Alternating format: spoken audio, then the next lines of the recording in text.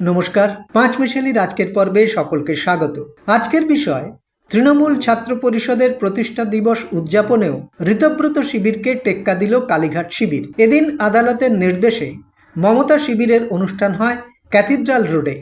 অন্যদিকে ঋতব্রত শিবিরের অনুষ্ঠান হয় রানী রাসমণি অ্যাভিনিউয়ে। নির্দ্বিধায় বলা চলে, এদিনও সমর্থকদের আবেগ এবং উপস্থিতি জানান দিল তৃণমূলী জনতা আছেন মমতার দিকেই।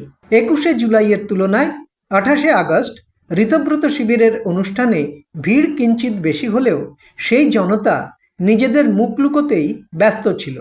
এমনকি সংবাদ মাধ্যমের সামনে মুখ খুলতেও রাজি ছিলেন না তাঁরা।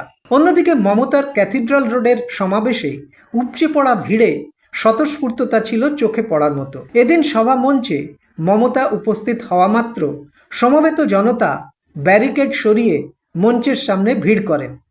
ভিড়ের মধ্যে আটকে পড়ে বহু গাড়ি। মমতা নিজেই সেই গাড়ি বার করে দেওয়ার কাজে হাত লাগান। তারপর ফের সভার কাজ শুরু হয়। মমতার এই ধরনের সমাবেশে কখনোই খুব জোরালো কোনো রাজনৈতিক বার্তা থাকে না। তবে এদিন তিনি কর্মী সমর্থকদের বলেছেন, তৃণমূল কংগ্রেস ফের ক্ষমতায় ফিরবে। কোনো সন্দেহ নেই, কর্মী সমর্থকদের চাঙ্গা রাখতে, তাদের মনোবল বাড়াতে এবং আসন্ন পুরভোটে তাদের ময়দানে নামাতে গেলে এই ধরনের ভোকাল টনিক দরকার হয়। মমতা আজ সেই কাজটাই করলেন। এদিন মমতা ছাড়াও অভিষেক বন্দ্যোপাধ্যায়, কল্যাণ বন্দ্যোপাধ্যায় এবং কুণাল ঘোষ সহ আরও অনেকে বক্তব্য রাখেন।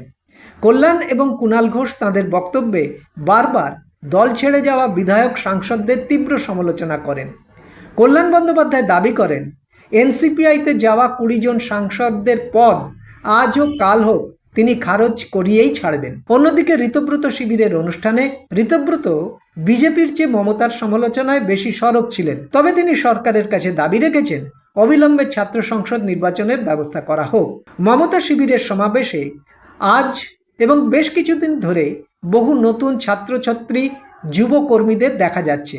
এখন প্রশ্ন হলো, ভোটে হারার পর তৃণমূলের এই ব্যাপক ভাঙনের পরেও যেসব নতুন ছেলেমেয়েরা মমতা ব্যানার্জির শিবির আঁকড়ে আছেন, তাদের ভবিষ্যৎ কী? এই প্রশ্নটা উঠছে এই কারণে, ইদানিং তৃণমূল ত্যাগী সাংসদদের পদ খোয়ানোর সম্ভাবনা নিয়ে রাজ্য এবং জাতীয় রাজনীতি তোলপাড় হচ্ছে। ঋতব্রত শিবিরেও ভাঙন দেখা দিচ্ছে বলে দাবি উঠছে। এই পরিস্থিতিতে অনেকেই মনে করছেন, মমতা শিবিরের পক্ষ থেকে এতদিন যাদের বেঈমান গদ্দার বলা হতো, তারা যদি ফিরতে চান তাহলে মমতা বন্দ্যোপাধ্যায় তাদের ফিরিয়ে নিতে দ্বিধা করবেন না। আর তা যদি হয়, তাহলে এই নতুন ছেলে মেয়েদের, এতদিন যারা মমতার ভগ্নপ্রায় দুর্গ আগলে রাখলেন, তারা ক্রমশ পেছনের সারিতে চলে যাবেন। আবার নেত্রীর চারপাশে ভিড় জমাবেন তথাকথিত দলত্যাগী এবং গদ্দার বিশেষণ পাওয়া তৃণমূলী বিধায়ক সাংসদরা। আসলে দীর্ঘদিন ক্ষমতায় থাকার সুবাদে মমতা এই সমস্ত নেতা নেত্রীদেরই পাশে দেখতে চান। এখনও যখন তিনি রাস্তায় বেরোন, তার মনে হয় তার চারপাশে সেই ববি, অরূপ, চন্দ্রিমা, শশী পাঁজা, জুন মালিয়া এরাই রয়েছেন।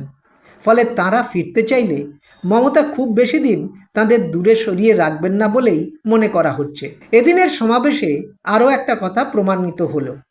মুখ্যমন্ত্রী যে বলেছেন মমতাকে উদ্দেশ্য করে, আপনি যাতে বাড়ি থেকে বেরোতে না পারেন তার ব্যবস্থা করা হবে, তার কারণ আছে। এদিনের ভিড় প্রমাণ করেছে, মমতা রাস্তায় বেরোলে মানুষ তার পাশে জড়ো হবেন। তার প্রতি মানুষের আবেগ কিছুমাত্র কমেনি। দীর্ঘদিন ধরে মমতার পাশে থেকে রাজনীতি করা আজকের মুখ্যমন্ত্রী শুভেন্দু অধিকারী সে কথা বিলক্ষণ জানেন। তাই তিনি চান না মমতা যাতে কোনোভাবেই অবাধে রাস্তায় বেরিয়ে জনসংযোগ করতে পারেন। তার জন্যে যা কিছু করার তা করতেও তিনি দ্বিধা করবেন না।